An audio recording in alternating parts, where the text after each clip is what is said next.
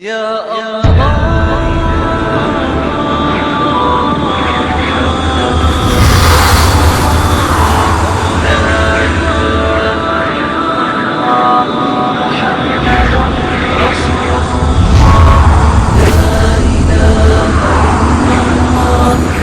محمد رسول الله لا إله إلا الله محمد رسول الله.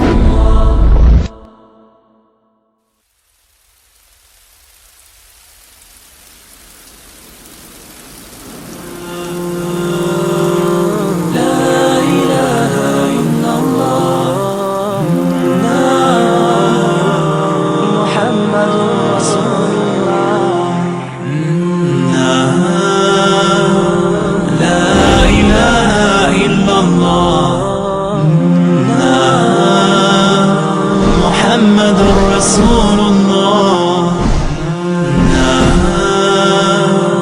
لا إله إلا الله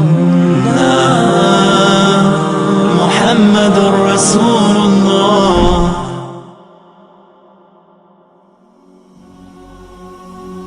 La vérité sur l'islam aujourd'hui est totalement opposée au mensonge. Oubliez tout ce que vous pensiez savoir sur cette religion. Vous aviez l'idée qu'être musulman, c'était être terroriste, quelqu'un qui sème la terreur, une personne orgueilleuse qui prône le mal, etc. Alors si jamais c'est le cas, et que vous pensiez vraiment cela, sachez bien que vous êtes à l'opposé de la vérité. Car ne vous êtes-vous jamais posé la question, comment se fait-il que de plus en plus de personnes dans le monde se tournent vers cette religion? Si elle est si horrible que vous l'imaginez, pourquoi y a-t-il de plus en plus de musulmans? Saviez-vous que le Vatican lui-même a annoncé récemment qu'il y avait aujourd'hui plus de musulmans que de catholiques dans le monde, et que donc l'islam se plaçait comme toute première religion? Croyez-vous vraiment que tous ces gens qui ont ouvert leur cœur à l'islam sont des gens qui n'ont pas réfléchi, et qui ne se sont pas posé des questions? Ou plutôt parce que la réalité s'est vraiment présentée à eux?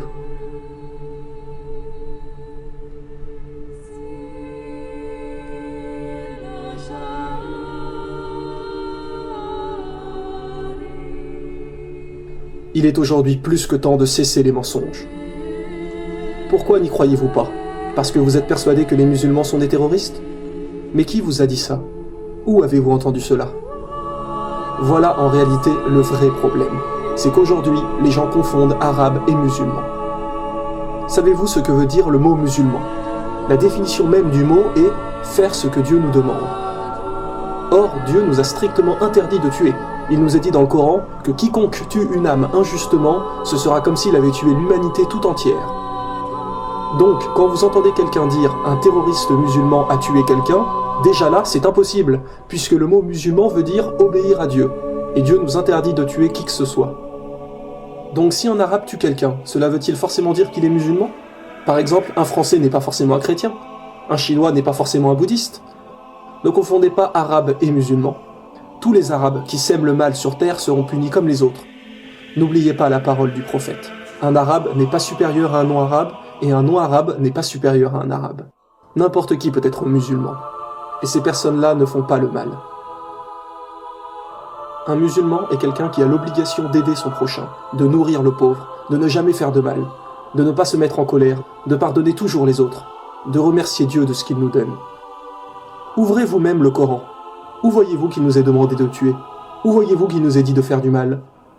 Beaucoup de gens pensent aussi que les femmes sont soumises à leur mari, alors que ceci est absolument faux. Avant que le prophète Mohammed arrive, les hommes se payaient des femmes, les utilisaient, ils les croyaient inférieures. Et lorsque le prophète est arrivé, il a aboli tout ça, en expliquant bien clairement que la femme est l'égale de l'homme, ni inférieure, ni supérieure. Où voyez-vous dans le Coran que celle-ci doit être soumise? En vérité, le prophète Mohammed a dit « Parmi les meilleurs d'entre vous, ce seront ceux qui prendront soin de leurs femmes. » Alors vous me direz peut-être « Oui, mais on voit des gens qui ne font pas ça, qui ne respectent personne. » Eh bien oui, cela est vrai. Mais ça, ce n'est pas l'islam. Ce sont ce que les gens en font. Ils ne suivent pas toujours bien les lois peut-être, mais ne vous dites pas que c'est ce que Dieu a demandé. Aujourd'hui, les ignorants jugent une religion en se basant exprès sur les arabes qui font n'importe quoi pour vous faire penser que c'est cela l'islam. Vous ne vous rendez pas compte que vous vous faites manipuler. Êtes-vous déjà allé dans une mosquée, voir vraiment qui sont les vrais musulmans? Allez faire le test. vous serez vite surpris de voir que toutes vos suspicions sont totalement fausses. Car vous trouverez chez les croyants une vraie fraternité, des gens qui ont le sourire. Car c'est là le message de l'islam. Car c'est là le message de l'islam. Le message de l'islam. Le message de l'islam. Dieu nous a dit, rien qu'un sourire est déjà là une aumône. Si aujourd'hui autant de gens se tournent vers l'islam, c'est qu'ils se sont rendus compte que entre ce qui est raconté et la réalité, c'est tout à fait d'un extrême à l'autre. Utilisez votre logique. Vous savez pertinemment que Dieu nous demande forcément de ne faire que le bien. Beaucoup de gens aujourd'hui ne respectent plus personne, que ce soit leurs amis ou même leurs parents. Alors qu'il nous est dit, chapitre 17, verset 23, « Garde-toi de marquer la moindre répulsion à l'égard de tes parents ou de leur manquer de respect. Parle-leur toujours affectueusement. » Alors quoi? C'est ça l'islam? Être poli, respecter tout le monde, être généreux? Alors dites-moi, mais où est le mal? Qu'est-ce qu'il vous gêne en fin de compte? Ce sont toutes ces personnes arabes qui sèment le bazar et qui se disent être musulmans? Mais cela est absolument faux. On ne peut pas vraiment les qualifier de musulmans. Le prophète Mohammed a dit, vous ne serez pas vraiment musulman du moment que vous n'espérez pas pour votre frère ou votre sœur ce que vous espérez pour vous-même. Et là on ne parle pas des frères ou sœurs de sang, mais de tout le monde. Vous ne serez pas vraiment musulman du moment que vous n'espérez pas pour autrui ce que vous espérez pour vous-même. Vous pensez qu'être musulman va tout changer? Que votre vie ne sera plus la même? Mais en réalité, qu'est-ce que cela va-t-il changer? Vous croyez que vous n'allez plus avoir de liberté? Bien au contraire. Vous pouvez toujours vous marier, partir en voyage, acheter une maison, avoir des enfants, vous amuser avec vos amis. Mais en plus de cela, vous allez vous efforcer d'être le meilleur pour les autres, d'inciter les gens à faire le bien, parce qu'à chaque instant, peu importe où vous êtes, vous savez que Dieu vous regarde. Il sait ce que vous cachez ainsi que ce que vous divulguez. Ne voyez pas des contraintes ou des obstacles, car cela est totalement faux, à moins que selon vous, être quelqu'un de bien est une contrainte. Dans le Coran, Dieu nous a dit « nulle contrainte en religion ». Vous savez qu'en réalité, vous passez votre temps à acheter des objets de luxure qui bien souvent ne servent à rien, alors que vous pourriez nourrir des gens qui souffrent vraiment. Vous passiez vos soirées en boîte de nuit, sous alcool, ou parfois l'un de vous finit bourré et vomit partout. Ou une fois cela se termine par un accident sur la route au retour. Ou une fois vous couchez avec cette fille, et le lendemain vous ne vous souvenez même plus ce qui s'est passé. Et parfois même vous recevez plus tard un coup de fil pour vous dire que cette fille est tombée enceinte. Ne vous rendez-vous pas compte qu'il y a là un problème, que la société d'aujourd'hui vous pousse à consommer? Quel chemin allez-vous choisir? Le chemin du mensonge, qui est « j'ai qu'une vie, je profite, je bois, je fume, je me drogue, je passe 5 heures par jour sur internet à perdre mon temps » ou le chemin de Dieu, c'est-à-dire chercher à aider et à faire le bien? Coran chapitre 9, verset 71, les croyants hommes et femmes sont solidaires les uns des autres, ils encouragent au bien et déconseillent le mal. Les musulmans se soucient sans arrêt d'aider les nécessiteux, et nous savons qu'il y a là une grande récompense. Notre prophète nous a bien précisé, l'aumône éteint les péchés comme l'eau éteint le feu. L'aumône éteint les péchés comme l'eau éteint le feu. L'aumône éteint les péchés comme l'eau éteint le feu. Depuis que le premier homme a posé le pied sur la terre, l'islam était là également. Et tous les prophètes ont prôné la même religion. Ne vous êtes-vous jamais posé la question, pourquoi les noms de religion prennent souvent le nom de quelqu'un? Par exemple, Jésus-Christ, le christianisme, judaïsme pour Judas, bouddhisme pour Bouddha, etc. Mais pas l'islam. Le mot islam a deux significations. Il veut dire faire ce que Dieu nous demande et aussi la paix. Si l'on revenait à l'époque de Jésus et qu'on lui demandait « Ô Jésus, quelle est ta religion ?» Croyez-vous qu'il vous dirait le christianisme? Non, car il n'a jamais entendu ce mot. Le christianisme est venu suite à lui. La réponse la plus probable qu'il dirait est « Ma religion est de faire tout ce que Dieu m'a commandé de faire ». Et quelle religion signifie cela? L'islam. Idem pour Moïse, si on avait l'opportunité de lui demander « Quelle est ta religion ?» Jamais il leur répondrait le judaïsme, car lui non plus n'a jamais entendu ce mot. Mais la réponse la plus probable serait « Ma religion est de faire tout ce que Dieu attend de moi ». Et une nouvelle fois, un mot pour dire cela en arabe est l'islam. Vous avez vu dans la saison 1 que toutes les religions ont toujours délivré le même message, et Dieu nous l'a reconfirmé dans le Coran.